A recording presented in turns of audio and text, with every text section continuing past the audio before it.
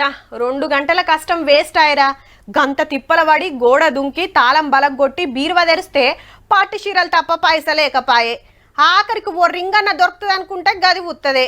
ఎన్ని రోజులైందో ఊరికి పోయి గిన్నెల పాసిపోయిన బువ్వ కూరలే ఉన్నాయి. తిందామంటే ఫ్రిడ్జ్ల పండ్లు కూడా లేకపాయే. కొన్ని పార్లు గిట్లనే అయితుండొచ్చు దొంగల పని. గంత రిస్క్ ఎందుకని పక్క పర్తలు పడే దుఃఖాలకు సూటు పెడుతున్నారు. మూతికి దస్తులు కట్టుకొని డ్యూటీలకు ఎక్కిండ్రు ముద్దుగా.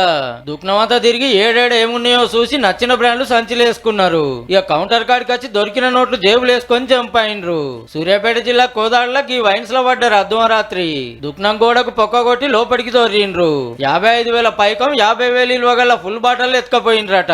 ముత్యమంతసేపు కష్టపడ్డందుకు ₹1,00,000 కూలి పడ్డట్టే. తెల్లారు ఓనర్ చూసి కేసు పెడితే ఎంక్వైరీ చేస్తున్నారు పోలీసులు.